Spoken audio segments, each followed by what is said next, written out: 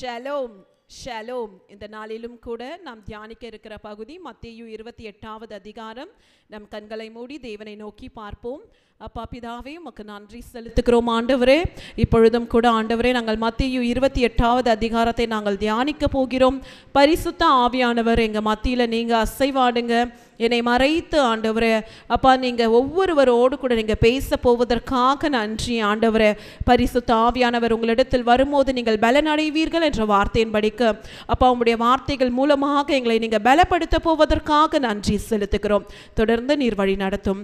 இயேசுவின் ரத்தம் ஜெயம், இயேசுவின் நாமத்தினால் பிதாவே, ஆமென். ஹல்லேலூயா. இந்த நாளிலும் கூட இந்த காலை தியானத்திற்கு உங்களை அன்போடு வரவேற்கிறோம். ஆன்லைனில் பார்த்து கொண்டிருக்கிறவர்களையும் கர்த்தர் தாமே உங்களை ஆசீர்வதிப்பாராக. இந்த நாளிலும் கூட இந்த மத்தேயு 28வது அதிகாரத்தை நாம் எடுத்துக்கொள்ளலாம். இந்த நாளில் ஆண்டவராகிய இயேசு கிறிஸ்து இந்த அதிகாரத்தில் அவர் உயிர் தெழுந்து விட்டார். ஹல்லேலூயா. இயேசு கிறிஸ்து உயிர் தெழுந்து விட்டார் என்கின்ற தலைப்பை நான் கொடுக்கிறேன். இதுதான் மத்தேயுல கடைசி அதிகாரம். ஆண்டவராகிய இயேசு கிறிஸ்து உயிர் தெழுந்து விட்டார். இதற்கு பின்பாக நமக்கு தெரியும், ஆண்டவராகிய இயேசு கிறிஸ்து பரத்திற்கு எடுத்துக்கொண்ட பிறகு பரிசுத்த ஆவியானவருடைய அவருடைய மகிமை, அவருடைய அபிஷேகம் சீஷர்கள் மத்தியிலும் மற்ற ஜனங்கள் மத்தியிலும் பலமாய் ஊற்றப்பட போகுவதை குறித்தெல்லாம் நம்ம அப்போஸ்தலர் அடுத்த வருகிற நிருபங்களை எல்லாம் நம்ம பார்க்க போகிறோம். எப்படி ஆண்டவராகிய இயேசு கிறிஸ்து தன்னுடைய சீஷர்களை அவர்கள் அப்போஸ்தலர்களாய் மாற்றி பலமாய் ஆண்டவருடைய ராஜ்யத்தை அவர் கட்டினார் என்பதை குறித்து நம்ம பார்க்க போகிறோம். ஹல்லேலூயா. ஒரு சின்ன ஒரு இன்ட்ரடக்ஷன் இந்த மத்தேயு 28வது அதிகாரத்திற்கு நான் கொடுக்க விரும்புகிறேன். இதில் ஆண்டவராகிய இயேசு கிறிஸ்து உயிர் தெழுந்த பிறகு நான் சொன்னபடியே பரிசுத்த ஆவியானவர் பலமாய் இறங்க போகிறார். அதற்கு பின்பாக அவர்கள் ஒரு பெரிய எழுப்புதலை காண போகிறாங்க. எந்த சீஷர்கள் இந்த ரோமர் எம்பையருக்கு பயந்து அவர்கள் ஒளிந்து கொண்டிருந்தார்களோ, பரிசுத்த ஆவியானவர் பலமாய் ஊற்றப்பட்ட பிறகு அவர்கள் உலகமெங்கும் சென்று சீஷர்களை உருவாக்கி ஆண்டவருடைய ராஜ்யத்தை கட்டுவிப்பதை நம்ம பார்க்க போகிறோம். இந்த நாளிலும் கூட நாம் அனைவரும் வாஞ்சிப்பது ஒரு காரணத்துக்காக நம்ம வாஞ்சித்து கொண்டிருக்கிறோம். இந்த கடைசி நாட்களில் எதற்காக நாம் வாஞ்சிக்கிறோம் என்றால், அந்த எழுப்புதலின் தீ நம் மீது ஊற்றப்பட வேண்டும், அந்த எழுப்புதலின் ஆவி நாம் பெற்றுக்கொள்ள வேண்டும். நம் தேசத்தில் ஆண்டவர் ஒரு பெரிய எழுப்புதலை ஊற்ற வேண்டும் என்பதற்காக நாம் ஒவ்வொருவரும் வாஞ்சித்து கொண்டிருக்கிறோம். நாம் அப்படிப்பட்ட எழுப்புதலின் ஆவியை நாம் பெற வேண்டும் என்றால் ஆண்டவராகிய இயேசு கிறிஸ்து சொல்லுகிறார், இன்றைக்கு நம்முடைய சுயத்தை நாம் விட வேண்டும். நம்முடைய உள்ளான பழைய மனிதனை விட்டுவிட்டு ஆண்டவராகிய இயேசு கிறிஸ்துவை தரித்து கொள்ள வேண்டும். பழைய சுபாவங்கள், பழைய பேச்சுகள், பழைய பாவங்களை எல்லாம் விட்டு உலகத்தை வெறுத்து, அதாவது ஆண்டவராகிய இயேசு கிறிஸ்துவை அவருடைய சிலுவையை சுமந்து கொண்டு அவரை பின்பற்றும் போதுதான் நாம் அவருடைய சீஷர்களாய் நாம் மாற முடியும். ஹல்லேலூயா. ஆண்டவராகிய இயேசு கிறிஸ்துவும் நமக்கு ஒரு அருமையான முன்னோடியாய் அவர் திகழ்கிறார். அவர் மகிமையான தேவனுடைய சாயலை உடைய குமாரனாய் இருந்தும் நமக்காக பரத்திலிருந்து இறங்கி தம்மை தாமே தாழ்த்தி மரண சிலுவையின் பாடு வழியாய் அவர் எல்லாவற்றையும் சகித்து நம்முடைய பாவங்களுக்காக அவர் பாவமாகி அவர் மரித்து அடக்கம் பண்ணப்பட்டு அவர் உயிரோடு எழுந்தார். ஹல்லேலூயா. அவர் உயிரோடு எழுந்து அவர் இன்றைக்கும் அவர் ஜீவிக்கிற தேவனாய் நம் மத்தியில் இருக்கிறார். ஹல்லேலூயா. ஆண்டவராகிய இயேசு கிறிஸ்து அநேக பாடுகளை பட்டார். நம்முடைய பாவங்களை அவர் ஏற்றுக்கொண்டு அவருடைய நீதியை நமக்கு தந்தார். அவருடைய பாவமில்லாத இரத்தத்தினால நம்முடைய பாவமான மனுஷனை கழுவி சுத்திகரித்து இன்றைக்கு நீதிமானாய் மாற்றி இருக்கிறார். ஹல்லேலூயா. அது மாத்திரமல்ல, அவர் உயிரோடு எழுந்த பிறகு ஆண்டவருக்கு சகல அதிகாரமும் அவருக்கு கொடுக்கப்பட்டது. பரலோகத்தில் மாத்திரமல்ல, பூலோகத்திலும் பாதாளத்திலும் அவருக்கு சகல அதிகாரம் கொடுக்கப்பட்டுள்ளது. ஏனெனில் இதற்கு முன்பாக ஆதாமும் ஏவாளும் பாவம் செய்த போது அந்த அதிகாரத்தை பிசாசானவன் திருடி விட்டான். மனித குலம் பாவம் செய்த பிறகு அந்த அந்த மகிமையை ஆண்டவர் அந்த பிசாசு அவன் சுதந்திரிக்கும்படிக்கு ஒரு திட்டத்தை தீட்டினான். ஆனால் கடைசியில் ஆண்டவராக இயேசு கிறிஸ்து அவர் மரித்து உயிரோடு எழுந்த பின்பு அந்த அதிகாரத்தை மீண்டும் தேவனாகிய கர்த்தர் எடுத்து ஆண்டவராகிய இயேசு கிறிஸ்துவின் கரத்தில் கொடுத்து விட்டார். ஹல்லேலூயா. அதனால் தான் ஆண்டவராகிய இயேசு கிறிஸ்து பாதாளத்தையும் மரணத்தையும் பேயும் ஜெயித்து அவர் உயிரோடு இன்றைக்கு ஜீவித்திருக்கிறார். ஹல்லேலூயா. ஆண்டவராகிய இயேசு கிறிஸ்து தாழ்மையிலிருந்து அவர் மகிமையான ஒரு சிங்காசனத்தில் வீற்றில் இருக்கிற அவர் தெய்வமாய் அவர் மாறினார். இன்றைக்கு நாமும் கூட இப்படிப்பட்ட ஒரு தாழ்மையான நிலைமையில நம்மை நாமே ஒப்பு கொடுக்கும் போது பாடுகள் வரலாம், நிந்தனைகள் வரலாம், நாம் நொறுக்கப்பட்டது போல காணப்படலாம். ஆனால் நாம் மறந்துவிடக்கூடாது, ஆண்டவராகிய இயேசு கிறிஸ்து நொறுக்கப்படும் போதும் ஆண்டவராகிய இயேசு கிறிஸ்து அந்த சிலுவையின் பாடுகளில் போகும்போது பிதாவாகிய தேவனோடு கூட ஒரு நல்ல உறவில் இருந்தார். நாமும் கூட நாம் நெருக்கப்படுகிற காலங்களில் நம்ம ஆண்டவராகிய இயேசு கிறிஸ்துவுடைய அந்த உறவில் நம்ம பலப்பட வேண்டும். ஹல்லேலூயா. ஆண்டவரை நம்ம முகமுகமாய் அவருடைய பாதத்தில் உட்கார்ந்து அவரை தரிசிக்கும்படிக்கு நாம் அவரை பின்பற்ற வேண்டும். நாம் அந்த உடைந்து போன அந்த சூழ்நிலை தான் ஆண்டவர் மீண்டுமாக உருவாக்குவார். ஹல்லேலூயா. எப்படி ஆண்டவராகிய இயேசு கிறிஸ்து மரித்த பின்பு அவருக்குள்ள உயிர்த்தெழுந்த வல்லமை வந்ததோ, இன்றைக்கு நாம் உடைக்கப்பட்டு உலர்ந்து போன எலும்புகளை போல உயிரற்ற நிலையில நம்ம காணப்படுகிறோம் என்றால் நாம் மறந்துவிடக்கூடாது. ஆண்டவர் இயற்கைக்கு அப்பாற்பட்ட காரியங்களை நம்மை கொண்டு செய்ய போகிறார். ஹல்லேலூயா. நாம் உடைந்து போன அந்த பகுதிகளில் பரிசுத்த ஆவியானவர் அவருடைய உயிர்த்தெழுந்த வல்லமையை நம்மை மீண்டுமாக உயிர்ப்பிக்க போகிறார். ஹல்லேலூயா. அதனால நம்ம சோர்ந்து போகாம நம்மளுடைய உபத்திரவ நேரங்களில் கூட ஆண்டவரோடு கூட நம்ம இணைந்திருப்போம். கர்த்தர் நிச்சயமாக அந்த உயிரற்று காணப்படுகிற அந்த சூழ்நிலையை மீண்டுமாக உயிரடைய செய்து அவர் நம்மை புதுப்பித்து வாழ வைப்பார். ஹல்லேலூயா. இதுல மொத்தம் 20 வசனங்கள் உள்ளது. நான் 3 பகுதிகளாய் பிரிக்கிறேன். 1 to 10 வரைக்கும் இயேசு மரணத்தில் இருந்து எழுந்தார். ஹல்லேலூயா. 11 to 15 வரைக்கும் நான் ஒரு தலைப்பு கொடுக்க விரும்புகிறேன். Religious spirit needs to be cast out. மதவெறியின் ஆவி துரத்தப்பட வேண்டும் என்கின்ற தலைப்பை நான் கொடுக்கிறேன். 16 to 20 இயேசு கிறிஸ்து கொடுத்த பிரதான கட்டளை என்னவென்று நம்ம பார்க்க போகிறோம். இதில் முதலாம் பகுதி 1 to 10 வரைக்கும் நம்ம வாசித்து பார்க்கும்போது நம்ம இதில் நம்ம பார்க்க போகிறோம். ஆண்டவராகிய இயேசு கிறிஸ்து என்றைக்கு அவர் உயிர்த்தெழுந்தார், யாரெல்லாம் அவரை பார்க்க சென்றார்கள், என்ன காரியங்கள் சம்பவித்தது என்பதை குறித்து நம்ம பார்க்க போகிறோம். நம்ம இங்கே பார்க்குறோம், வாரத்தின் முதலாவது நாள், அந்த ஓய்வு நாள் முடிந்தது.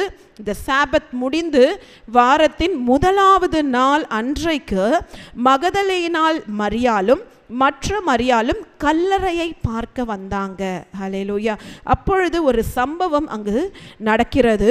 பூமி மிகவும் அதிரும்படிக்கு கர்த்தருடைய தூதன் வானத்திலிருந்து இறங்கி வாசலில் இருந்த கல்லை புரட்டி தள்ளி அதில் உட்கார்ந்து கொண்டிருக்கிறார். அப்போ இந்த இருவரும் பார்க்குறாங்க, என்ன இது ஒரு ஆச்சரியம், இங்கு ஒரு பெரிய இயற்கைக்கு அப்பாற்பட்ட காரியம் நடக்கிறதே.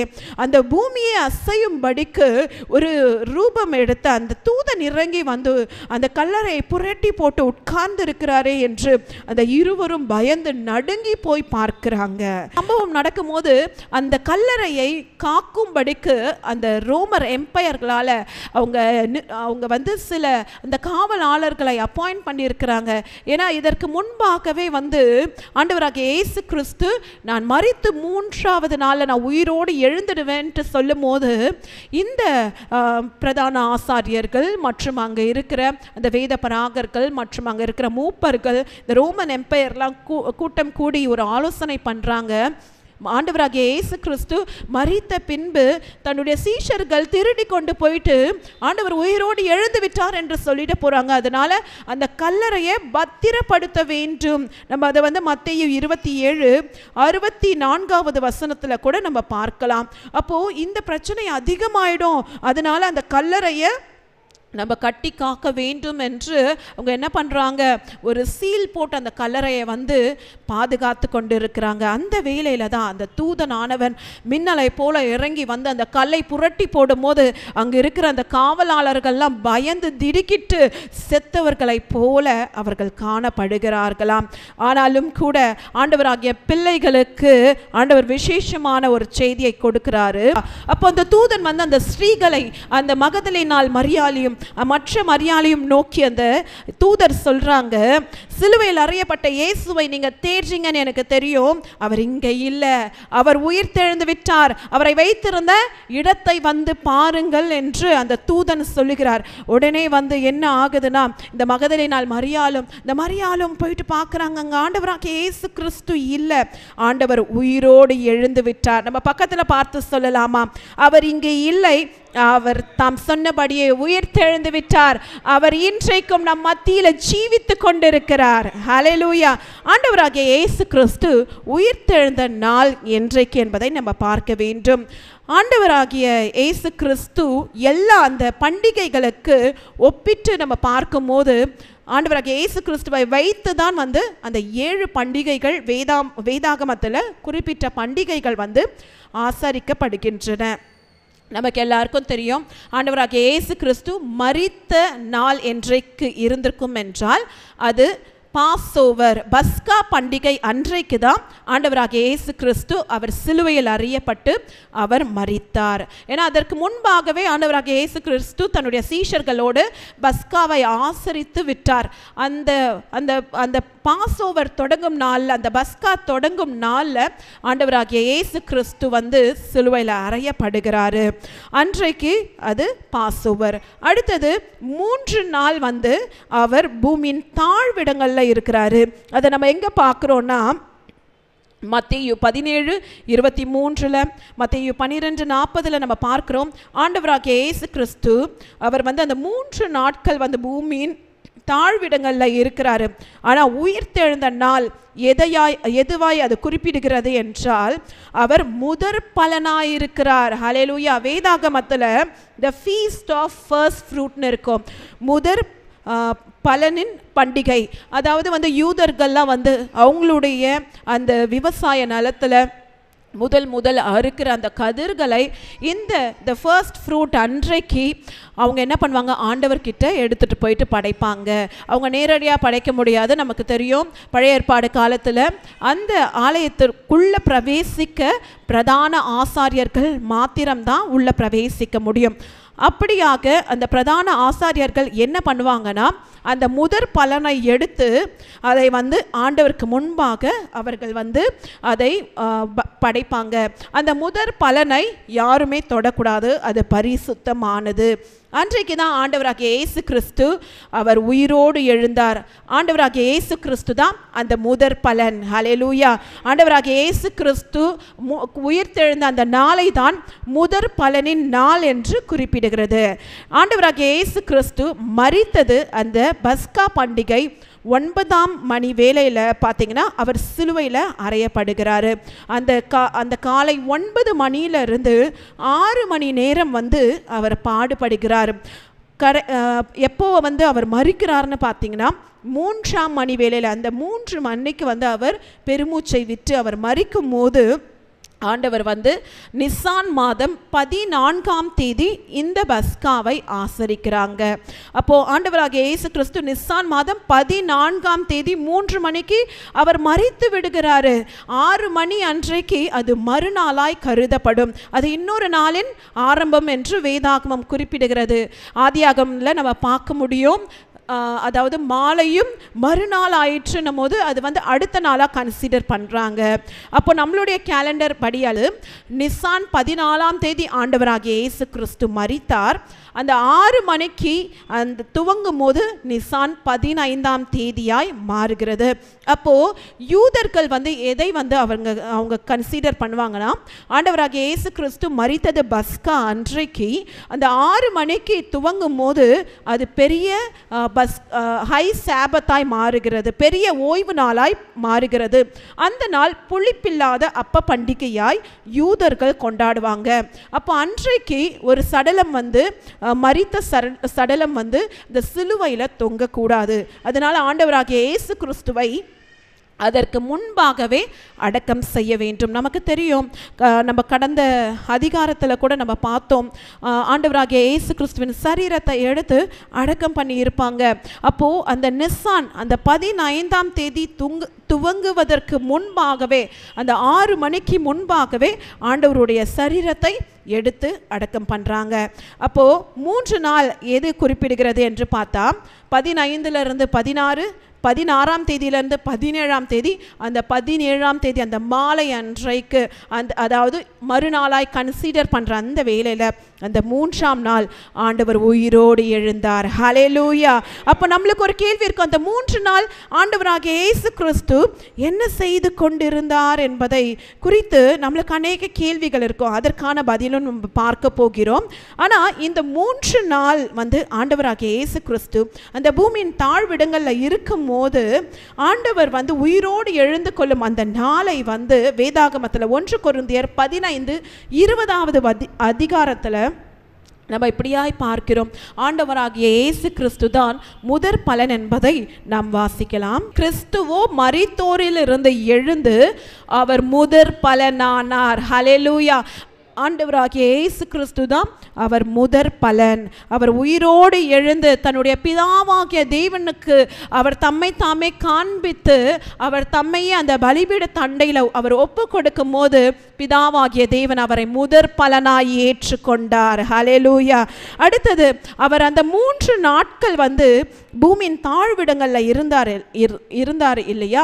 அவர் என்ன செய்திருப்பார் என்றார், பாதாளத்தில் கட்டப்பட்ட இதற்கு முன்பாக மரித்த அந்த ஆத்துமாக்களை மீட்கும்படிக்கு அவர் சென்று அந்த பாதாளத்தின் வாசல்களை திறந்து கட்டப்பட்ட ஆத்துமாக்களை உயிரோடு அவர் வந்து மீட்டெடுத்தார். ஹல்லேலூயா. நம்ம வந்து எஃபீசியன்ஸ் சாப்டர் 4வது அதிகாரம் 8லிருந்து 10வது வசனத்தில் நம்ம வாசிக்கும் போது ஆண்டவரை குறித்து இங்கே இப்படியாய் போடப்பட்டிருக்கிறது. ஆண்டவரே ஏறினார், அதாவது பரத்துக்கு ஏறினார் என்று நம்ம சொல்கிறோம். அதுக்கு முன்பாக அவர் இறங்கி இருக்கிறார் பாதாளத்தில். காரணம், அங்கே சிறைப்பட்டவர்களை விடுதலையாக்கும்படிக்கு அவர் இறங்கி அவர் உயிரோடு இருப்பவர்களுக்கு மாத்திரம் தேவனாய் அல்லாமல் மரித்தோருக்கும் அவர் தேவனாய் இருக்கிறார். ஹல்லேலூயா. நாம் இயேசு கிறிஸ்து நேற்றும் இன்றும் என்றும் அவர் ஜீவிக்கிற தேவனாய் காணப்படுகிறார். நம்ம இந்த இடத்துல ஆண்டவராகிய இயேசு கிறிஸ்துவின் உயிர்த்தெழுதலை ஏன் மிகவும் முக்கியமாய் நாம் கருதப்படுகிறோம்?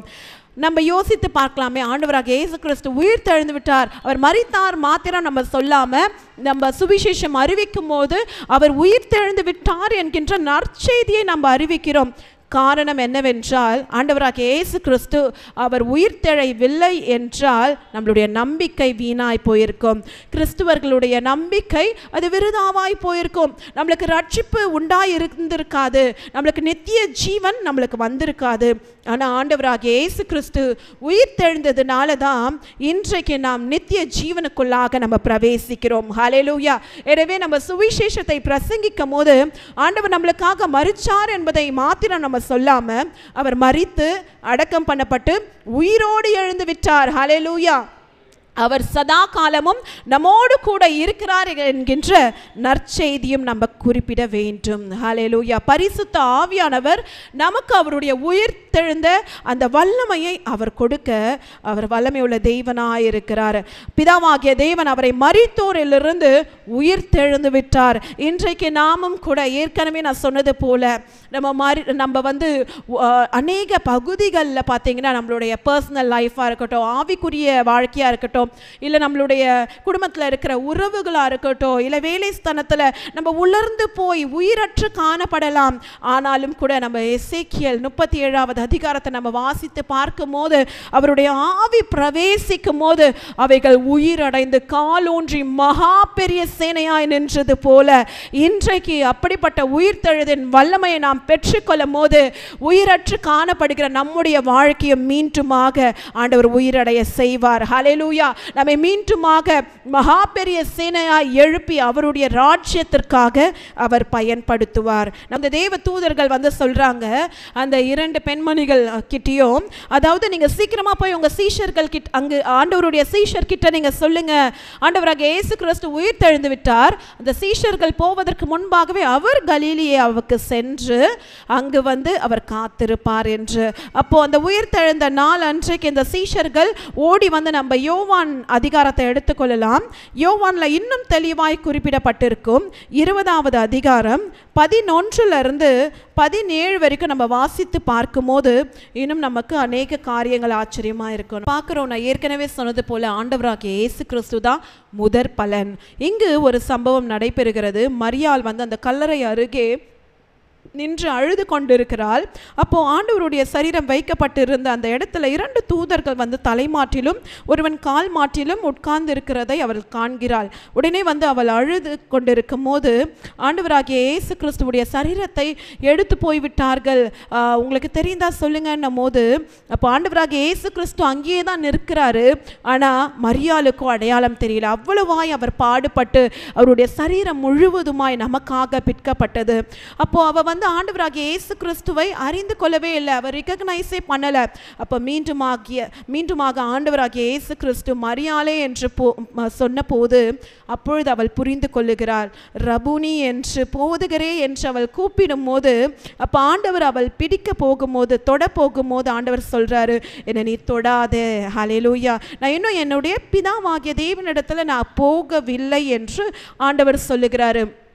அப்போ இங்க நம்ம பார்க்கிறோம், அந்த மகதலேனாள் மரியாளுடைய அன்பு வந்து ஆண்டவருடைய பார்த்தீங்கன்னா ஆண்டவரையே ஈர்க்கும்படிக்கு அவளுடைய அன்பு அவ்வளவாய் காணப்படுகிறது. இந்த மரியாள் தான் நம்ம கடந்த அதிகாரத்தில் நம்ம பார்த்தோம். இந்த மரியாள் வந்து என்ன பண்றா, விலையேற பெற்ற நலதம் என்கின்ற தைலத்தை கொண்டு வந்து ஆண்டவர் மீது வார்ப்பித்து அவருடைய அடக்க ஆராதனைக்காக ஆயத்தப்படுத்துகிறாள், அபிஷேகம் பண்ணப்படுகிறாள். அப்போ இந்த மரியாள் அழுது கொண்டிருக்கிறதை பார்த்து ஆண்டவராகிய இயேசு கிறிஸ்துவா தாங்க முடியாதபடிக்கு பிதாவாகிய தேவனிடத்திற்கு போவதற்கு முன்பாகவே தரிசனமாக மகதலேனாள் மரியாளுக்கு அவர் காணப்படுகிறார். ஹல்லேலூயா. அப்போ காணப்பட்ட பிறகு உடனே இந்த மரியாள் வந்து ரபுனி என்று அவரை தொட போறாங்க. அப்போ தொட போகும்போது ஆண்டவர் சொல்றார், நான் இன்னும் என்னுடைய பிதா கிட்ட நான் போய் என்னை நான் அர்ப்பணிக்கல, நான் முதல் பலனா நான் வந்து நான் சாக்ரிஃபைஸ் பண்ணணும், அடுத்தது தான் நீங்கள் என்னை தொட முடியும் என்று சொல்றாரு. அப்போ அந்த கொஞ்ச நேரத்திலேயே மரியாள் பார்த்து விட்டு ஓடி போறாங்க. ஓடி போயிட்டு தன்னுடைய சீஷர்கள் கிட்ட அவங்க சொல்லுகிற அந்த வேளையில பிதாவாகிய தேவன் பரத்திற்கு சென்று தன்னை தானே வந்து முதற் பலனாய் அவர் காண்பித்து அவர் மீண்டுமாக இறங்கி வந்து சீஷர்கள் போகிற அந்த வழியிலே அந்த கலிலேயாவில் அவர் வந்து காண்பிக்கப்படுறாரு. அப்போ ஆண்டவராகிய இயேசு கிறிஸ்து இந்த ஜெருசலேம்ல இருந்து கலிலேயாவுக்கு வந்து 130 கிலோமீட்டர் இருக்கும். 5 நாட்கள் நடந்தாதான் அவங்க அந்த கலிலேயா பட்டணத்திற்கு சேர முடியும். ஆனால் ஆண்டவராகிய இயேசு கிறிஸ்து பார்த்தீங்கன்னா இந்த சீஷர்களை பார்க்கும்படிக்கு வருகிறாரு. அப்போ அந்த உயிர்த்தெழுந்த அந்த நாளிலேயே ஆண்டவராகிய இயேசு கிறிஸ்து இவ்வளவாய் வந்து அவர் தன்னை தானே அவர் வந்து வெளிப்படுத்தி காண்பிக்கிற தேவனாய் இருக்கிறாரு. அப்போ நம்மளுடைய வாழ்க்கையிலையும் ஆண்டவரை தரிசிக்க வேண்டும். நம்ம வந்து அவருடைய பிரசன்னத்துக்காக நம்ம வாஞ்சிக்க வேண்டும். எப்படி மகதலேனாள் மரியாள் வந்து ஆண்டவரை வந்து தன்னுடைய விலையேற பெற்ற அன்பினால ஆண்டவருடைய அன்பை அவள் பெற்றுக்கொண்டாலோ அவருடைய பாதத்திலே அமர்ந்து நல்ல பங்கை பெற்றுக்கொண்டது போல நாமும் கூட அனுதினமும் ஆண்டவருடைய பாதத்தில் அமர்ந்து காத்திருக்கும் போது நிச்சயமாய் தேவனுடைய வெளிப்பாடுகளையும் தரிசனங்களையும் நாம் பெற்றுக்கொள்ள முடியும். ஹல்லேலூயா. நம்ம பரிசுத்த உள்ளத்தோடு நம்ம தாமே தாழ்த்தி நம்ம தேவனுக்கு முன்பாக நம்ம வாழும் போது நிச்சயமாக கர்த்தருடைய தரிசனங்களை நாம் பார்க்க முடியும். அதுதான் ஆண்டவராகிய இயேசு கிறிஸ்து சொல்லுகிறாரு, நம்மளுடைய உள்ளத்தை நம்ம பரிசுத்தமாய் நம்ம காத்துக்கொள்ள வேண்டும். இருதயத்தில் கரைத்திரை அற்றவர்களாய் நம்ம வாழும் போது தேவனை நம்ம தரிசிக்க முடியும் என்று. அப்போ நம்ம தெரிந்து கொண்டோம் ஆண்டவராகிய இயேசு கிறிஸ்து தான் முதற் பலன். ஹல்லேலூயா. நம்மளுடைய எழுப்புதலுக்கு முதற் பலன் யார் என்றால் ஆண்டவராகிய இயேசு கிறிஸ்து. அவர் உயிரோடு எழுந்து அவர் பிதாவாகிய தேவனிடத்திற்கு சென்று தம்மை தாமே அர்ப்பணித்து மீண்டுமாக அவர் இந்த உலகத்தில் எழுப்புதலை ஆரம்பிக்கும்படிக்கு அவர் வெளிப்படுத்தினார். இரண்டாவது பகுதிக்கு நேராய் நம்ம வரப்போகிறோம். 11 15 வசனம் வரைக்கும் நான் ஒரு தலைப்பு கொடுத்திருந்தேன். Religious spirit can be cast out. அதாவது இந்த மதவெறி பிடித்த இப்படிப்பட்ட ஆவிகளை நம்ம துரத்தி விட வேண்டும். இங்கு ஒரு சம்பவம் நடக்கிறது. இங்கு என்ன ஆகுதுன்னா, இந்த காவல் சேனாதிபதிகள்லாம் அந்த தேவ தூதர்களை பார்த்தாங்க இல்லையா, ஆண்டவர் உயிர் தெழுந்ததெல்லாம் குறித்து அவங்க பார்க்குறாங்க, அந்த ஏஞ்சல் சொல்கிறதெல்லாம். அப்போது இந்த காவல் சேனாதிபதிகள் ஓடி போயிட்டு அந்த நகரத்துக்குள்ளே இருக்கிற அந்த பிரதான ஆசாரியர்கள் மூப்பர்கள் அங்கே இருக்கிற அந்த ஆலோசனை சங்கத்தாரோடு கூட பேசி என்ன பண்ணுறாங்கன்னா, ஆண்டவர் உயிர் தெழுந்து விட்டார் என்று சொல்லும் போது அப்போ அந்த சேனாதிபதிகள் அந்த மூப்பர்கள்லாம் அவங்க ஒரு திட்டம் தீட்டுறாங்க. ஐயோ, இந்த சம்பவம் வெளியே தெரிஞ்சிச்சுன்னா ஆண்டவராகிய இயேசு கிறிஸ்துவை தான் மேசியா என்று எல்லோரும் நம்ப ஆரம்பிச்சிடுவாங்களே. முன்னாடி இருந்த பிரச்சனையை விட இப்போ பிரச்சனை அதிகமாயிடும். சிலர் எழும்பி நீங்கள் ஏன் மேசியாவை சிலுவையில் அறிஞ்சிங்கன்ட்டு நம்மளை கேள்வி கேட்க ஆரம்பிச்சிடுவாங்க. நம்மளுடைய பதவிக்கு ஆபத்து வந்துவிடும் என்று இந்த செய்தி வெளியே தெரியக்கூடாது. அதனால நீங்க என்ன பண்ணுங்க, ஒரு பொய்யான ஒரு கட்டுக்கதையை நீங்க சொல்லுங்க. அதாவது நாங்கள் காவல் காத்து கொண்டு இருக்கும் போது அவங்களுடைய சீஷர்கள் ஆண்டவருடைய சரீரத்தை எடுத்துக்கொண்டு போயிட்டாங்க, ஆனால் உயிர் தெழுந்து விட்டாங்கன்னு பொய் சொல்கிறாங்கன்ட்டு இந்த கதையை நீங்கள் பரப்புங்கன்ட்டு பணத்தை கொடுக்குறாங்க. அந்த சேனாதிபதிகளும் வாங்கி கொண்டு அந்த மூப்பர்கள் அந்த ஆலோசனை சங்கத்தில் சொன்னபடியே இந்த பொய்யான கதையை அந்த யூத மக்களிடையே அவங்க பரப்பிக்கிறாங்க. அப்போ இந்த நாள் வரைக்கும் கூட அங்கே இருக்கிற அநேக யூதர்கள் ஆண்டவராகிய இயேசு கிறிஸ்து தான் மேசியா, அவர் நமக்காக பாடுபட்டு அவர் பரலோகத்திற்கு ஏறி சென்று விட்டார் என்று சொல்லும் போது அவர்கள் நம்பவில்லை. அநேக யூதர்கள் என்ன பண்றாங்க, அந்த கிரையிங் வால்ல போயிட்டு அவங்க முட்டிக்கொண்டு மேசியாவே வாரும் என்று அவங்க இன்னும் கூட அறியாமையில அவங்க ஜெபம் செய்து கொண்டிருக்கிறாங்க. அப்படிப்பட்ட யூத மக்களுக்காக நம்ம ஜெபிக்க வேண்டும். ஹல்லேலூயா. ஒருவேளை நம்ம கூட ஆண்டவராகிய இயேசு கிறிஸ்துவுடைய உயிர்த்தெழுதலை நம்பவில்லைனா நம்மிடத்துல காணப்படுகிற அவிசுவாசங்களை ஆண்டவர் இந்த நாள்ல நம்மை விட்டு நீக்கி போட வேண்டும் என்று ஆண்டவர் சொல்லுகிறாரு. அப்ப இந்த நாள்ல இந்த இப்படிப்பட்ட இந்த மத வெறிகளை பிடித்த இந்த ஆவி என்ன பண்ணுமா, ஆண்டவருடைய உயிர்த்தெழுதலுடைய அந்த வல்லமையை விசுவாசிக்க கூடாதபடிக்கு செய்து விடுமா. அநேக நாட்களில் நாமும் கூட ஒரு வியாதி வந்தோடனே, ஒரு பிரச்சனை வந்தோடனே ஆண்டவருடைய உயிர்த்தெழுதலின் வல்லமையை நம்ம ரிசீவ் பண்ணாமல் நம்மளுடைய பிரச்சனைகளையே நம்ம பேசி கொண்டு இருப்போம். அப்போ நம்மளுக்கிட்ட இருக்கிற காணப்படுகிற அப்படிப்பட்ட ஆவி ஆண்டவருடைய வல்லமையை பெற்றுக்கொள்ளக்கூடாதபடிக்கு தடுத்து விடுகிறது. அப்போ இன்றைக்கு நம்மளுடைய அவிசுவாசத்தை தூக்கி எறிய வேண்டும். ஆண்டவருடைய உயிர்த்தெழுந்த வல்லமையை நாம் விசுவாசித்து பெற்றுக்கொள்ளும் போது தான் நிச்சயமாக மீண்டுமாக நம்ம புதுப்பிக்கப்பட முடியும், நம்ம மீண்டுமாக நம்ம ரிவைவ் பண்ண முடியும். ஹல்லேலூயா. ஆண்டவர் இன்றைக்கு நம்ம ஒவ்வொருவருக்கும் ஒரு ஸ்பிரிச்சுவல் அவேக்கனிங், அதாவது நம்ம விழித்திருக்க வேண்டும். ஆண்டவர் உயிரோடு எழுந்து விட்டார், அவர் இன்றைக்கும் ஜீவித்து கொண்டிருக்கிறார் என்ற அந்த விழிப்புணர்வை நாம் பெற்றுக்கொள்ள வேண்டும். நாம் மாத்திரம் அல்ல, நமக்கு பின் வரும் நம்மளுடைய சன்னதிக்கும் அதை புரிய வைத்து ஆண்டவருடைய ஆவியின்படி அவர்கள் நடத்தப்பட வேண்டும் என்று ஆண்டவர் சொல்லுகிறார். ஹல்லேலூயா. மூன்றாவது பகுதிக்கு நேராக நம்ம கடந்து வரலாம். ஆண்டவராகிய இயேசு கிறிஸ்து கொடுத்த பிரதான கட்டளை என்னவென்று நம்ம பார்க்க போகிறோம். இந்த வசனங்கள்ல பார்த்தீங்கன்னா இந்த 16, 17 இந்த சம்பவங்கள்லாம் இந்த சேனாதிபதிகள் காசு வாங்கி கொள்கிறாங்க. கலிலேயாவுக்கு அங்கே இருக்கிற ஜெருசலேம் அண்டை நாடுகள் எல்லாம் போயிட்டு என்ன பண்ணுறாங்கன்னா, ஆண்டவரை ஆண்டவர் மரித்த அந்த சடலத்தை தன்னுடைய சீஷர்கள் எடுத்துக்கொண்டு போயிட்டாங்க, அவர் உயிர் தெழவில்லை என்ற ஒரு பொய்யான புரளியை கலப்பி விடுறாங்க. ஆனால் சில பேர் என்ன பண்ணுறாங்கன்னா, ஆண்டவரை கண்டு விசுவாசித்தாங்க, சீஷர்கள் சொன்னதை விசுவாசித்து ஆண்டவரை பணிந்து கொண்டாங்க. ஆனால் அதில் 17வது வசனத்தில் போடப்பட்டிருக்கிறது, சிலரோ சந்தேகப்பட்டார்கள். இங்கே ஏன் இந்த மத்தேயு சிலரோ சந்தேகப்பட்டாங்க.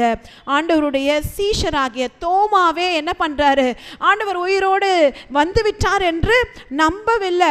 அப்போ தோமா சொல்றாரு, நான் அவரை கண்டு என்னுடைய விரலை வந்து அவருடைய காயங்கள்ல அவருடைய சரீரத்தில் விட்டாதான் நான் நம்புவேன் என்று நம்ம தொடர்ந்து வாசிக்கும் போது அடுத்த அதிகாரங்கள்ல அடுத்த சுவிசேஷ நற்செய்தியிலெல்லாம் பார்க்கும் போது தோமா வந்து ஆண்டவராகிய இயேசு கிறிஸ்து உயிர்த்தெழுததை நம்ம பார்க்க போகிறாரு.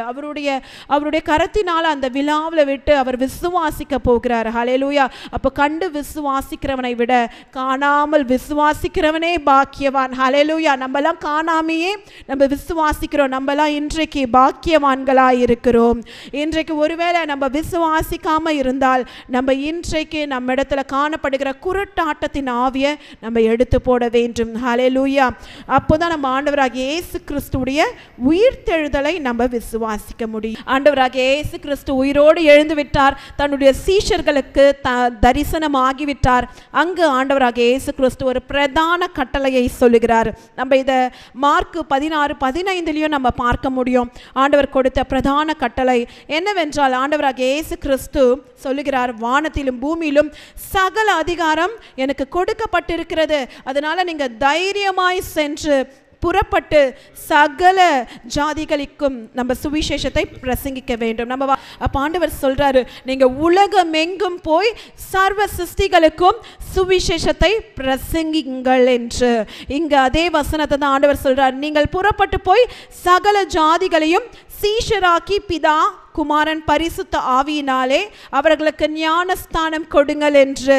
ஆண்டவர் இந்த ஞானஸ்தானம் வந்து ஜலத்தினால் பெறுகிற ஞானஸ்தானத்தை மாத்திரம் சொல்லாமல் பரிசுத்த ஆவியானவரினாலே அபிஷேகம் பண்ண வேண்டும், ஞானஸ்தானம் பெற வேண்டும். ஆண்டவராகிய இயேசு கிறிஸ்துவே சொல்லியிருப்பார் நிக்கோதேமு கிட்ட, ஒருவன் ஜலத்தினாலும் ஆவியினாலும் பிரவேசிக்காமல் இருந்தால் அவன் பரலோக ராஜ்யத்தில் பிரவேசிக்க முடியாது என்று. அப்ப ஆண்டவர் சொல்றாரு, நீங்க பரிசுத்த ஆவியானவரினால அபிஷேகம் பண்ண வேண்டும், ஞானஸ்தானப்பட வேண்டும். நீங்கள் சென்று ஆண்டவருடைய சுவிசேஷத்தை, அந்த நற்செய்தியை உலகம் முழுவதும் பறைசாற்றுங்கள் என்று. முதலாவது ஆண்டவர் கொடுக்கிற பிரதான கட்டளை என்னவென்றால், கோ அண்ட் மேக் டிசைபிள். நீங்க புறப்பட்டு போய் சகல ஜாதிகளையும் சீஷராக்குங்க. ஹல்லேலூயா. நம்ம முதலாவது நம்ம டிசைபிள்ஷிப்பை நம்ம பண்ணாதான் வந்து நம்ம சீஷர்களை உருவாக்க முடியும். நம்ம அன்பை வந்து அவங்களுக்கு பிரதிபலிக்க வேண்டும். முதலாவது அவர்களை நமக்கு சீஷர்களாய் நம்ம மாற்ற வேண்டும். இல்லை முதலாவது அவங்களை எடுத்த உடனே ஞானஸ்தானம் கொடுத்துட்டு அடுத்தது வந்து நான் அவங்களுக்கு வந்து எல்லாம் டீச்சிங் அண்ட் எக்யூப்பிங்லாம் நான் சொல்லி கொடுத்து அவர்களை நான் டிசைபிளாக மாற்றுவேன் என்றால் அவங்க அந்த ரட்சிப்பின் அனுபவத்தில் நிலைத்து நிற்க முடியாது. முதலாவது ஆண்டவர் சொன்னபடி சென்று சீஷர்களை ஃபஸ்ட்டு உருவாக்கணும். அடுத்தது தான் பார்த்தீங்கன்னா பேப்டிசம். பிதா குமாரன் பரிசுத்த ஆவியின் நாமத்தினாலே அவர்களுக்கு ஞானஸ்தானம் கொடுக்க வேண்டும். அப்போ முதலாவது சீஷரை உருவாக்கிவிட்டு ஆண்டவருடைய எல்லாவற்றையும் அவர்களுக்கு சொல்லி கொடுத்து விட்டுட்டு ஞானஸ்தானம் கொடுக்க வேண்டும். மூன்றாவது ஆண்டவராகிய இயேசு கிறிஸ்து கொடுத்த எல்லா கட்டளைகளை கை கொள்ளும்படிக்கு அவர்களுக்கு உபதேசம் நாம் பண்ண வேண்டும். ஆண்டவராகிய இயேசு கிறிஸ்து நம்ம ரட்சிப்பின் பாதையில் எத்தனையோ காரியங்களை நமக்கு சொல்லி கொடுத்திருப்பாரு. வேதாகமத்தின் அடிப்படையில் அநேக ரகசியங்களை நமக்கு கற்றுக் கொடுத்திருப்பாரு. அப்படிப்பட்ட கட்டளைகளையும் கொள்கைகளையும் நம்ம சொல்லிக் கொடுக்கும் போது அவர்கள் ஆண்டவருக்குள்ள நிலைத்திருப்பாங்க. ஹல்லேலூயா. அவர்களும் ரட்சிப்பின் பாதையில கடைசி வரைக்கும் ஆண்டவருக்காக உறுதியாய் நிற்பார்கள். அப்போ இந்த நாளில் கூட நம்ம பார்த்தோம், இன்றைக்கு ஆண்டவர் இந்த சீஷர்களுக்கு மாத்திரம் இந்த பிரதான கட்டளையை கொடுக்கவில்லை. இன்றைக்கு அவருடைய பிள்ளைகளாகிய ரட்சிக்கப்பட்டு நாம் அமர்ந்திருக்கிற அனைவருக்கும், ஆன்லைனில் பார்த்திருக்கிறவங்களுக்கும், உலகம் எங்கும் இருக்கிற கிறிஸ்துவர்களுக்கும் ஆண்டவர் கொடுத்த பிரதான கட்டளை என்னவென்றால், நீங்கள் புறப்பட்டு போய் சகல ஜாதிகளையும் சீஷராக்கி பிதா குமாரன் பரிசுத்த ஆவியினாலே ஞானஸ்தானம் கொடுத்து நான் உங்களுக்கு கட்டளையிட்ட யாவையும் அவர்கள் கை கொள்ளும்படிக்கு அவர்களை உபதேசம் பண்ணுங்கள் என்று ஆண்டவர் இன்றைக்கு இப்படிப்பட்ட ஒரு பிரதான கட்டளையும் கொடுத்துவிட்டு இன்றைக்கு நம்மை பலப்படுத்துகிறார். கடைசி வரிகள் சொல்லுகிறது, இதோ உலகத்தின் முடிவு பரியந்தம் சகல நாட்களிலும் நான் உன்னோடு இருக்கிறேன் என்றார். ஹல்லேலூயா. அப்ப நம்ம பயப்படவே தேவையில்லை. ஆண்டவருடைய நற்செய்தியை நம்ம நம்ம அறிவிக்கும் போது, அவர் மரித்து உயிரோடு எழுந்து விட்டார் என்று சொல்லும் போது நம்ம விசுவாசிக்கணும். ஆண்டவராகிய இயேசு கிறிஸ்து இந்த உலகத்தின் முடிவு பரியந்தம் வரைக்கும் நம்ம கூட தான் இருக்கிறாரு. நம்ம அதனால நம்ம சுவிசேஷம் அறிவிக்கும் போது ஒரு பயம் வந்துச்சுன்னா அது நம்மளை தடுத்து விடக்கூடாது. ஆண்டவர் நம்ம கூட இருக்கிறாரு. அவர் நம்மை பலப்படுத்தி அவர் கடைசி வரைக்கும் நம்மோடு கூட இருந்து அந்த விசுவாசத்தின் பாதையில நம்ம நடக்க அவர் கிருபை செய்வார். ஹல்லேலூயா. இப்பொழுதும் கூட நாம் அப்படியே எழுந்து நின்று நம்மை அர்ப்பணிக்க போகிறோம். இதுவரைக்கும் ஆண்டவருடைய உயிர்த்தெழுந்த வல்லமை நம்ம பெற்றுக்கொள்ளவில்லை என்றால், அவருடைய உயிர்த்தெழுதலை நாம் விசுவாசிக்கவில்லை என்றால், இந்த நாளில் நம்ம அர்ப்பணிப்போம். ஆண்டவராகிய இயேசு கிறிஸ்துவே, நீர் மரித்து அடக்கம் பண்ணப்பட்டு உயிரோடு எழுந்து விட்டீங்க. நீங்க சதா காலமும் எங்களோடு கூட இருக்கிறீங்க. நீர் இன்றைக்கும் ஜீவிக்கிற தேவனாய் இருக்கிறீங்க. இன்றைக்கு நான் அர்ப்பணிக்கிற உம்முடைய உயிர்த்தெழுதலின் ஆவியை நான் பெற்றுக்கொள்ள விரும்புகிறேன் என்று நம்ம அர்ப்பணித்து ஜெபிப்போமா? நம்ம அப்படியே கண்களை மூடுவோம். நம்ம இந்த ஆராதனை வேளையில நம்ம அர்ப்பணித்து ஜெபிக்கும் போது ஆண்டவர் பெரிய காரியங்களை செய்வார். ஹல்லேலூயா. ஆண்டவர் உயிர் தெரிந்து விட்டார். ஆமென். ஹல்லேலூயா. மரணத்தை ஜெயமாக விழுங்கிவிட்டார். ஆமென். சாபத்தை பாவத்தை நீக்கி அவர் வெற்றி வேந்தனாக ஆமென் உயிர் தெரிந்து விட்டார். ஆமென். ஹல்லேலூயா. நம்முடைய பாவங்கள், நம்முடைய சாபங்கள், நம்முடைய நோய்கள், நம்முடைய பலவீனங்கள் எல்லாவற்றையும் ஆண்டவர் ஜெயமாக விழுங்கி விட்டார். ஆமென். எத்தனை பேர் விசுவாசிக்கிறோம்? ஆமென். ஆமென். நம்ம மரித்த ஆண்டவர் நம்ம வணங்கல, உயிரோடு இன்னைக்கு ஜீவனுள்ள தேவனை வணங்குகிறோம். ஆமென். ஹல்லேலூயா. கூட சேர்ந்த பாடலை தேவனை மகிமைப்படுத்தலாம். உயிர்த்தெழுந்தாரே அல்லேலூயா, ஜெயித்தெழுந்தாரே. உயிர்த்தெழுந்தாரே அல்லேலூயா, ஜெயித்தெழுந்தாரே. உயிருடன் எழுந்த மீட்பரேசு என் சொந்தமானாரே. உயிருடன் எழுந்த மீட்பரேசு என் சொந்தமானாரே. உயிர்த்தெழுந்தாரே, மரித்தவர் மத்தியிலே ஜீவதேவனை தேடுவாரோ. மரித்தவர் மத்தியிலே ஜீவதேவனை தேடுவாரோ. ஜீவனின் அதிபதி உயிர்த்தெழுந்தாரே, நித்திய நம்பிக்கை பெருகிடுதே. நீதியின் அதிபதி உயிர்த்தெழுந்தாரே, நித்திய நம்பிக்கை பெருகிடுதே.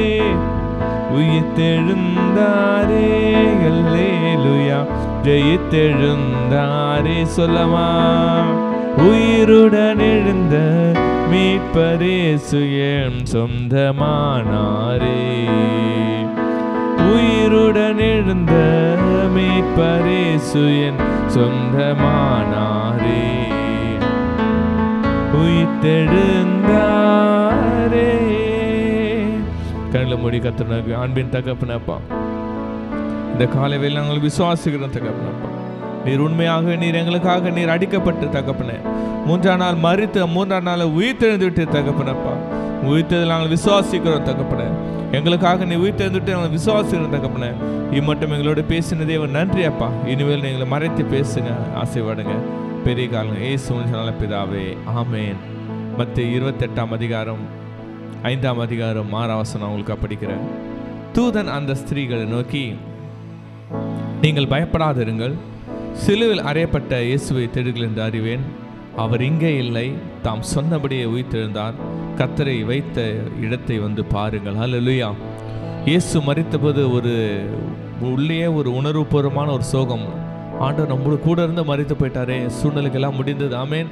ஆண்டவர் ஒரு கிறிஸ்தவ தேவனுடைய ராஜ்யத்தை அவர் இந்த உலகத்தில் பிரசாபிக்க வந்தாரே, ஆனால் மரித்து விட்டாரே, காரியமெல்லாம் முடிஞ்சு விட்டது என்று நினைத்தார்கள். ஆனால் ஆண்டவர் அது முடித்தில்லை. அங்கே தான் ஒரு துவக்கத்தை ஆண்டவர் கட்டளையிட்டார். ஆமேன். எல்லாம் முடிதென்று நினைக்காதீர்கள். ஆமாம், இதுதான் ஆரம்பம் என்று கர்த்தர் அந்த உயிர்த்தெழுது அவளுக்கு நான் உயிரோடு இருக்கிறேன் என்று அவங்களுக்கு காட்சியளித்தார். ஆமேன். அல்லேலூயா. நாம் இந்த 2025ஆம் ஆண்டு எதனுடைய ஆண்டு? ஆமேன். நம்ம பழைய காரியங்கள் எல்லாமே ஐயோ இதெல்லாம் முடிந்து போய்தான் நினைக்கிறோம். ஆண்டவர் இல்லை, அதை அதை நான் மீண்டும் துவக்கி உன்னை நான் ஆசீர்வதிப்பேன் என்று கர்த்தர் சொல்லுகிறார். ஆமேன். அல்லேலூயா. நாம் கண்ணில் முடி செபிக்கலாமா? இந்த 2024ஆம் ஆண்டில் அநேக காரியங்கள் அதான் முற்றுப்புள்ளி வைத்தாயிடுச்சு, முடிஞ்சிச்சு நம்ம நினைக்கிறோம். ஆண்டவர் சொல்ல, மகனே பயப்படாதே. ஆண்டவர் சொல்ல, நீ பயப்படாதீங்க. ஏன் பயப்படுறீங்க? ஆமேன். நீங்க யாரை தேடுறீங்க? இயேசு தானே தேடுறீங்க. அவர் ஜீவனுள்ள தேவன், அவள் இன்றும் அவர் ஜீவனோடு இருக்கிறார். அன்று உயிர்த்தெழுந்த தேவன் இன்று நம்ம மத்தியில் ஆண்டவர் வாசம் செய்கிறார். நம்முடைய பிரச்சனைகளை பார்த்து நாம் துவண்டப்பட வேண்டாம். நம்முடைய வாழ்க்கையில் தோல்விகளை பார்த்து நாம் அப்படியே துவண்டு விட வேண்டாம். நம்ம ஜீவாதிபதி நாம் இயேசு இருக்கிறார். ஆமென். மனுஷரால் கூட தேவனால் கூடும் என்று ஆண்டவர் சொல்லுகிறார். 2025ஆம் ஆண்டுல தேவன் நம்மளுக்கு ஒரு புதிய ஆரம்பத்தை கொடுக்கிறார். ஆண்டவர் பார்த்து நாம் அந்த ஆண்டவர் சொல்ல, ஆண்டவரே என் வாழ்க்கையில எல்லாம் முடிந்தது என்று நினைத்தாலும் ஒரே ஒரு நம்பிக்கை, நீங்க இருக்கீங்க அப்பா, அது போதும் தகப்பனே. நீர் ஜீவனுள்ள தேவனா, எங்களுக்கு நன்மைகள் அளிக்கிற தேவனே, நீர் எங்களோட கூட இருக்கீங்க சொல்லிட்டு ஆண்டவர் நோக்கி நம்ம கண்களை மூடி நம்ம செபிக்கலாமா? ஆண்டவர் நோக்கி நம்ம விசுவாசவாதிகள் சொல்ல, ஆண்டவரே நீங்க இருக்கிறீங்க தகப்பனப்பா, இந்த பிரச்சனைகள் அது முடிவல்ல தகப்பனே, இது ஒரு முடிவல்ல தகப்பனப்பா. நீர் எங்களை நேசிக்கிற தேவனப்பா, நீர் எங்களுக்காக பாதாளத்துக்கு போய் கட்டப்பட்ட விடுதலை அளித்த தேவனப்பா, நீர் எங்களுக்காக சிலுவையில் மரித்த தேவனே, நீர் உயிரோடு இருக்கிற தேவனே, நாங்கள் எதை குறித்து கவலைப்பட மாட்டோம் தகப்பனே என்று ஆண்டவர் நோக்கி நம்ம செபிக்கலாமா?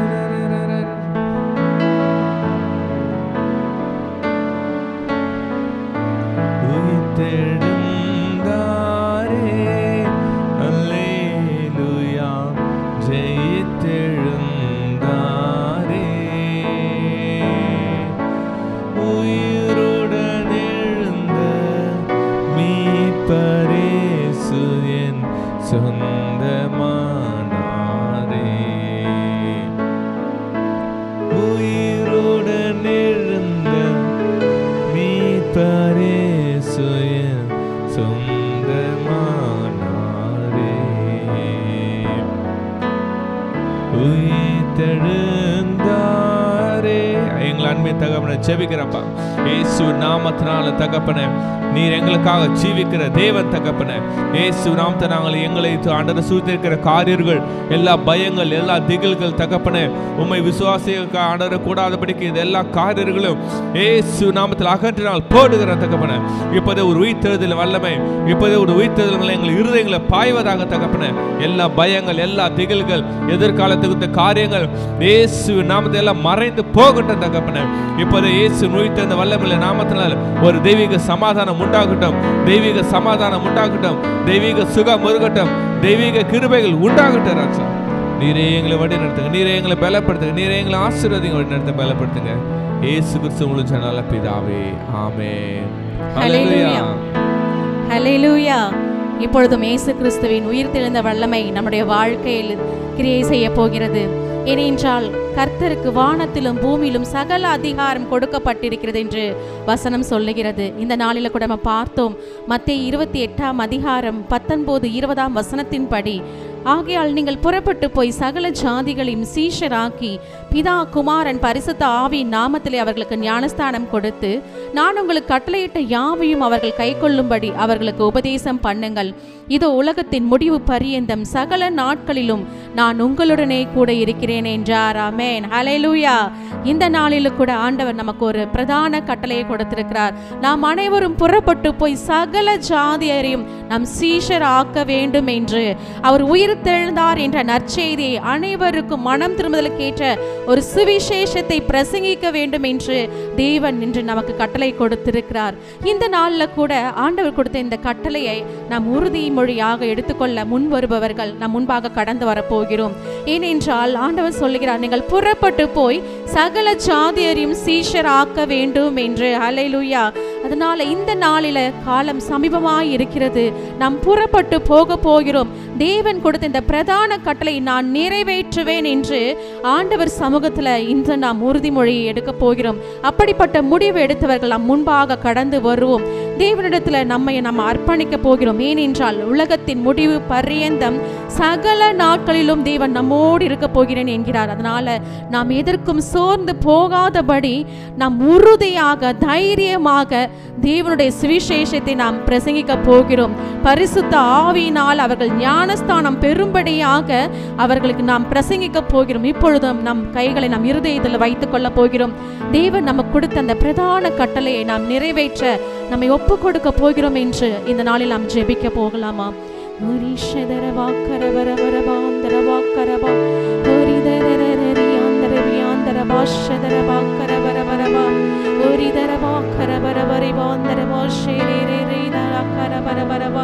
எங்கள் பரிசுத்த ஆவியானவரே, இந்த நாளிலும் தகப்பனே அப்பா, எங்கள் ஆவி ஆத்மா சரீரத்தை உம்முடைய கரத்தில் அர்ப்பணிக்கிறோம் டாடி.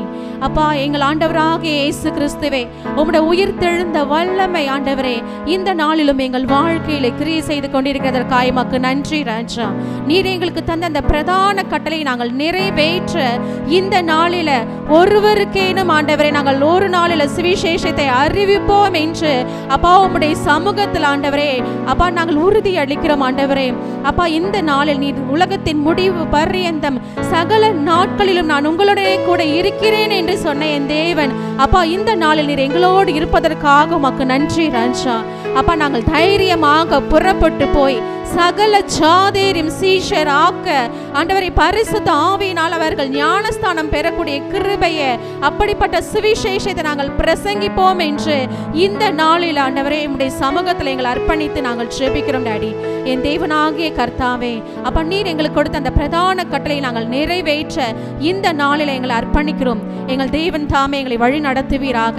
எங்கள் பரிசுத்த ஆவியானவர் தாமே எங்கள் வாயோடு இருந்த அந்த சுவிசேஷத்தை பிரசங்கிக்க கேட்பவர்கள் சேவைகள் திறக்கப்பட நீர் உதவி செய்வீராக தகப்பனே. சகல துதிகன மகிமை ஒருவருக்கே எடுக்கிறோம். இயேசுவின் ரத்தம் ஜெயம். இயேசுவின் நாமத்தில் பிதாவே, ஆமென். ஆமென். ஹல்லேலூயா.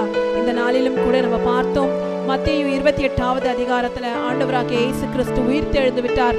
நிச்சயமாகவே அவர் இந்த உலகத்திற்கு வந்து நமக்காக பிறந்து அவர் வந்து மரித்து அடக்கம் பண்ணப்பட்டு உயிரோடு எழுந்து விட்டார். உலக வரலாற்றையே புரட்டி போடும்படிக்கு பிஃபோர் கிரைஸ்ட் ஆஃப்டர் கிரைஸ்ட் என்று மாறினது. ஹல்லேலூயா. இந்த வருடத்துல ஆண்டவர் நமக்கு கொடுக்கிற நற்செய்தி என்ன? அவர் நம்மளை லான்ச் பண்ண போகிறார். இந்த லான்ச்சிங்ல பார்த்தீங்கன்னா இந்த எழுப்புதல் மிகவும் அவசியமானதா இருக்கிறது. இன்றைக்கு ஆண்டவர் கொடுத்த இந்த பிரதான கட்டளை, நாம் புறப்பட்டு சென்று சீஷர்களை உருவாக்கி ஞானஸ்தானம் கொடுத்து அவர் கொடுத்த கட்டளைகளை நம்ம உபதேசிக்கும் போது எழுப்புதலின் தீ பரவும். ஹல்லேலூயா. இன்றைக்கு நம்ம எழுப்புதலுக்கு பங்குள்ளவர்களாய் நம்மை அர்ப்பணித்து நாம் ஜெபிப்போம். ஹல்லேலூயா. இந்த நாளிலும் கூட பரிசுத்த ஆவியானவரே எங்களை நாங்கள் அர்ப்பணிக்கிறோம். அப்பா, இதோ உங்களுடைய எழுப்புதலுக்கு பங்குள்ளவர்களாய் எங்களையும் எங்க குடும்பத்தையும் எங்க சபையும் நீங்க தெரிந்து கொள்ளுங்கப்பா. இன்றைக்கு ஆன்லைன்ல பார்த்து கொண்டிருக்கிறவர்களும் எழுப்புதலுக்கு காரணமாய் நிற்க நீங்க உதவி செய்யுங்க. இன்றைக்கு உங்க எழுப்புதலின் அப்பா தீ எங்களுக்குள்ளாய் ஊற்றப்பட வேண்டும். உயிர்த்தெழுந்த வல்லமை எங்க ஒவ்வொருவரையும் தொட வேண்டும் ஆண்டவரே. இன்று முதல் ஆண்டவரே நாங்கள் புறப்பட்டு சென்று சகல அப்பா ஜனங்களையும் ஆண்டவரே சீஷர்களாய் மாற்றி ஞானஸ்தானம் கொடுத்து உம்முடைய ராஜ்யத்துக்கு நேராய் நாங்கள் வழி நடத்த எங்களை அர்ப்பணிக்கிறோம். கர்த்தர் தொடர்ந்து நீர் பொறுப்படுத்து எங்களை காத்து வழி நடத்தும். சகல துதி கன மகிமை உமக்கே செலுத்துகிறோம். இயேசுவின் ரத்தம் ஜெயம். இயேசுவின் நாமத்தினால் பிதாவே, ஆமென். ஹல்லேலூயா. கர்த்தர் தாமே உங்கள் ஒவ்வொருவரையும் ஆசீர்வதிப்பாராக. ஷாலோம். கடைசி ஆசீர்வாதத்துக்கு நேராக கைகளை விரித்துக் கொள்ளும். ஈவரக்கா அடோனாய் வயீஷ்மரக்கா யா ஏ அடோனாய் பனவ் அல்லக்கா விஹுனக்கா ஈஷா அடோனாய் பனவ் அல்லக்கா வயசம் லக்கா ஷாலோம் வயசம் லக்கா ஷாலோம். கர்த்தர் உன்னை ஆசீர்வதித்து காக்க கடவர். கர்த்தர் தன் முகத்தை மேல் பிரகாசிக்க பண்ணி உன்மேல் கிருபையா இருக்க கடவர். கர்த்தர் தன் முகத்தை உன்மேல் பிரசன்னமாக்கி உனக்கு சமாதானம் கட்டளையிட கடவர்.